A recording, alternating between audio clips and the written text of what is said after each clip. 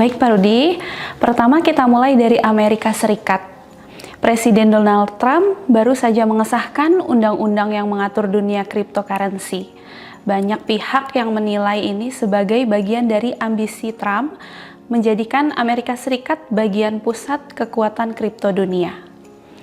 Di saat bersamaan, The Fed dalam FOMC Juli 2025 kembali menahan suku bunga acuan di level 4,25 hingga 4,5%. Namun, kekhawatiran muncul dari efek tarif impor yang bisa memicu inflasi.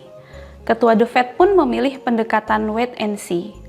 Yang pertama, apakah kombinasi kebijakan Trump di sektor kripto dan sikap hati-hati The Fed ini justru akan memperkuat dominasi dolar di pasar global? Baik, jadi kalau untuk undang-undang kripto, dia kan mengatur pertama kripto itu apakah under SEC, SEC itu semacam bursa efek di Indonesia, atau CFTC. Nah, CFTC itu kayak kalau di Indonesia analoginya Bapepti.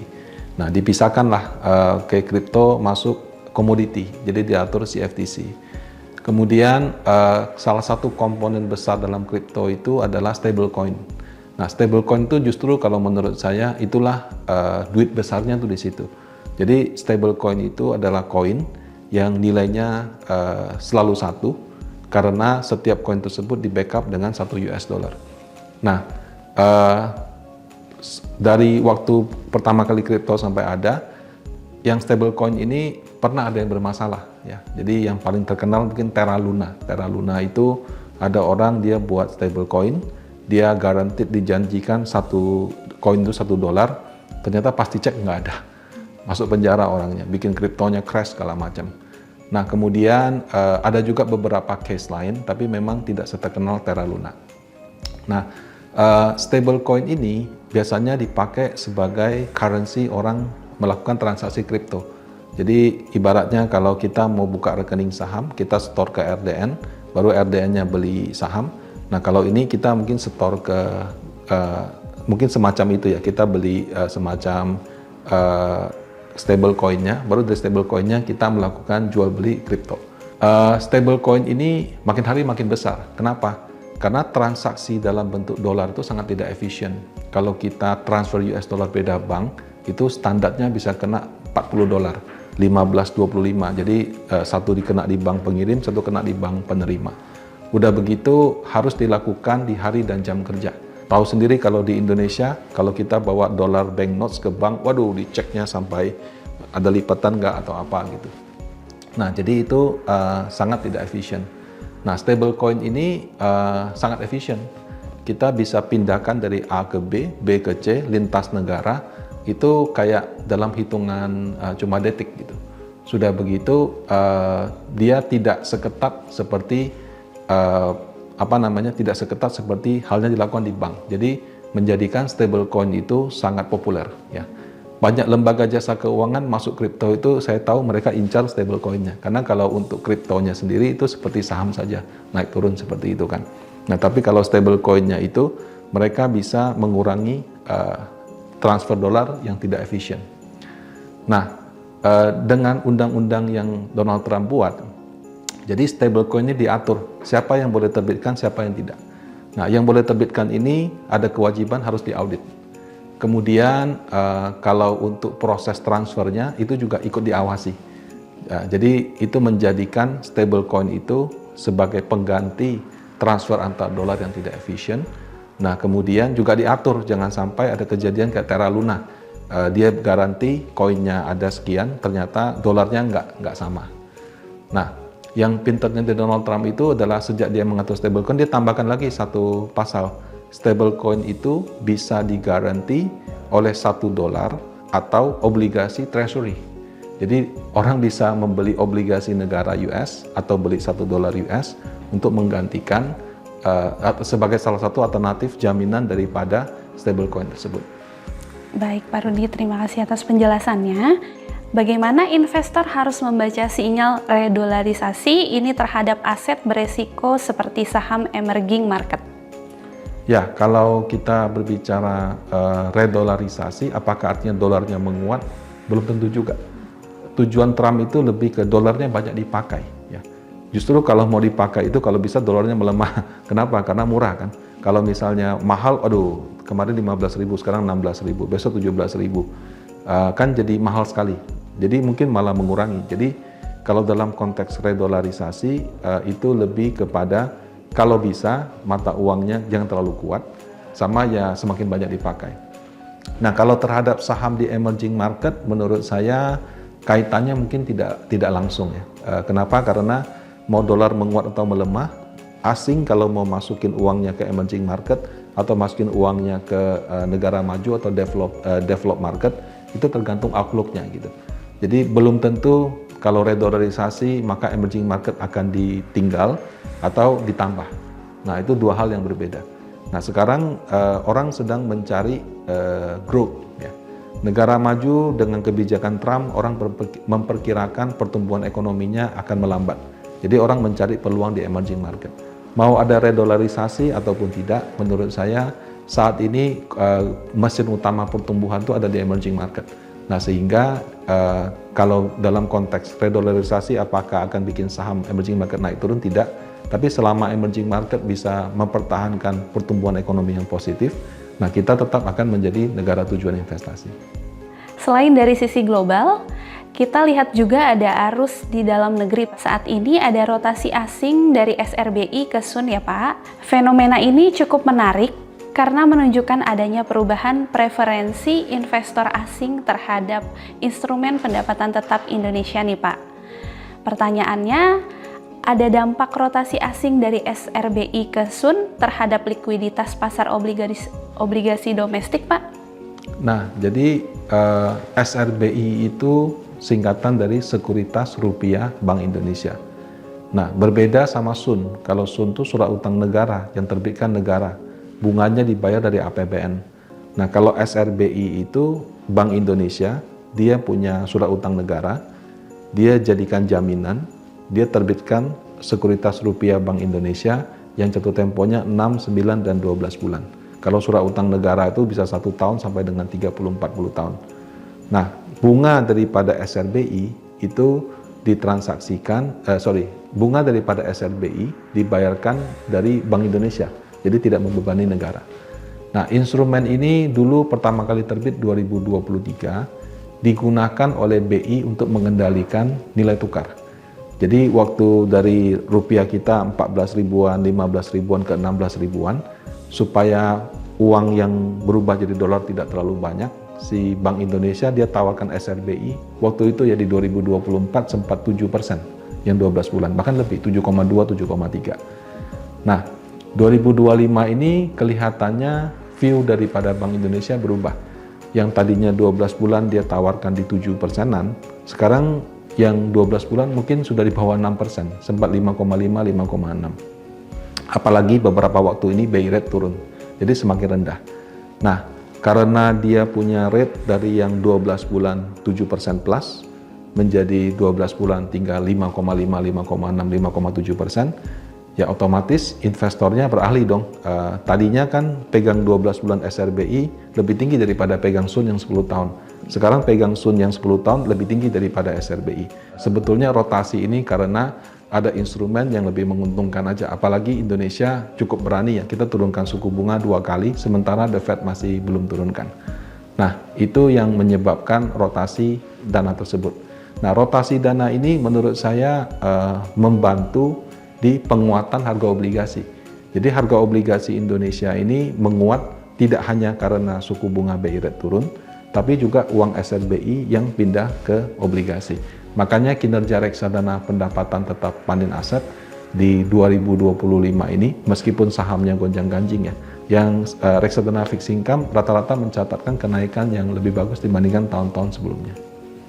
Baik Pak Rudi. Untuk pertanyaan selanjutnya, apakah ini menjadi sinyal positif Pak bagi stabilitas rupiah dan pasar keuangan Indonesia? Kalau dalam konteks rupiahnya akan menguat melemah, nah ini menurut saya efek sampingnya nih. Jadi waktu SRBI tinggi, dia kan menjaga kalau nilai tukar rupiah melemah, tidak melemah-lemah banget gitu.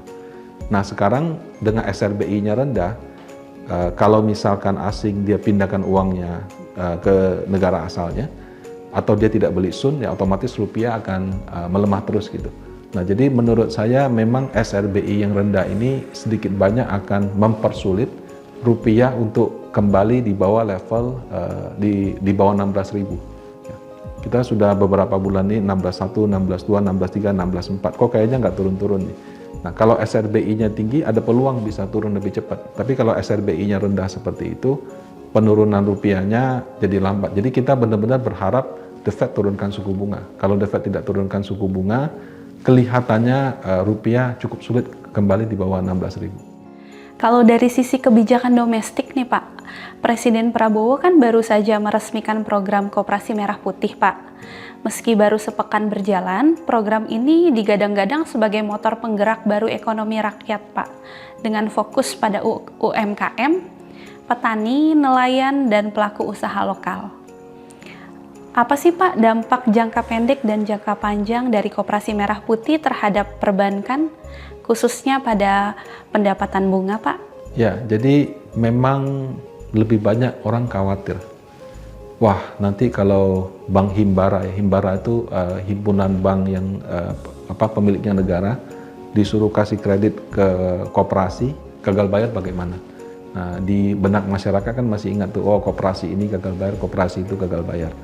Maksudnya sih baik ya, mungkin dengan mendirikan koperasi, pangan-pangan kita yang sekarang sedang surplus produksinya bisa disalurkan dengan harga yang lebih murah. Tapi pada kenyataannya kan mungkin tidak semudah itu, karena membangun jaringan distribusi logistik itu tidak gampang. Nah, yang orang khawatirkan dari sisi saham adalah kalau misalkan bank BUMN diminta memberikan kredit kepada koperasi, gagal bayar bagaimana? Nah, untungnya pemerintah mendengarkan, jadi dikeluarkan ketentuan bahwa pemberian pinjaman kepada koperasi-koperasi ini dijamin dengan dana desa. Jadi negara ini setiap desa itu dikasih anggaran sekian seperti itu. Nah, selama ini mungkin untuk dana desanya saya lihat ya mungkin kurang digunakan, mungkin pertanggungjawabannya tidak begitu sebagus kalau ke yang BUMN. Nah, jadi dengan mekanisme seperti itu, kalau misalkan bank BUMN memberikan kredit kepada koperasi, kemudian koperasinya gagal bayar, maka nilai gagal bayar ini ditalangi oleh dana desa. Nah, dengan demikian untuk resiko kredit macetnya jadi berkurang. Nah, kalau untuk pendapatan bunga, memang pendapatan bunga kredit untuk itu dibatasin. Jadi bunganya lebih kecil, cicilannya lebih panjang. Menurut saya sih pendapatan bunga itu isu nomor 2 sih, nggak terlalu penting. Yang nomor 1 itu adalah kalau kasih kredit bisa dibayar nggak gitu. Nah, karena buat bank nggak apa-apa untungnya lebih sedikit, tapi yang penting dia pinjamin uang, kembali uangnya. Nah, yang nomor 1 itu menurut saya sudah dijamin dengan mekanisme dana desa. Nah, sehingga mungkin orang berpikir bahwa pendapatan bunga bank akan menurun. Menurut saya sih ya nggak masalah lah. Namanya kan kalau bank negara dapat penugasan seperti itu ya memang itu tugasnya. Tapi sepanjang tidak macet, itu harusnya akan menjadi sentimen yang bagus. Kalau dari program ini, kira-kira berpotensi menjadi game changer bagi pertumbuhan ekonomi inklusif di Indonesia nggak Pak? Di kuartal 2 2025 kan pertumbuhan ekonomi kita 5,12. Mengejutkan banyak pihak karena orang meramalkan harusnya lebih rendah lagi. Kalau nggak salah di kuartal 1 sekitar 4,9, orang prediksi malah kuartal 2 itu 4,7, 4,8, ternyata 5,12. Nah, usut punya usut, ternyata pertumbuhan ekonomi ini didorong oleh 2 hal. Satu itu konsumsi, satu lagi itu karena investasi. Nah, kalau konsumsi, dugaan orang adalah liburnya banyak. Liburnya banyak, jadi orang spending, konsumsi meningkat. Karena kalau pas dihubung-hubungkan, ternyata konsumsi yang meningkat itu di sektor perhotelan sama wisata. Jadi sejalannya. Padahal pada saat yang sama pemerintah lagi efisiensi anggaran. Jadi nggak ada rapat di hotel, nggak ada apa. Tapi ternyata dengan libur yang panjang ini ada peningkatan. Nah, yang jadi masalah karena terfokus di situ, mungkin banyak sektor lain tidak merasakan. Kok katanya ekonomi tumbuh, saya omsetnya makin berkurang gitu. Nah, jadi memang tidak merata. Terus yang kedua investasi. Nah, investasi yang tumbuh itu begitu kita lihat lebih dalam, itu investasi di bidang hilirisasi. Cuma memang orang bilang kalau memang investasinya tumbuh, kenapa PMI (Purchasing Manufacturing Index), jadi kayak semacam indeks manufaktur itu tidak tumbuh gitu, malah turun gitu kan.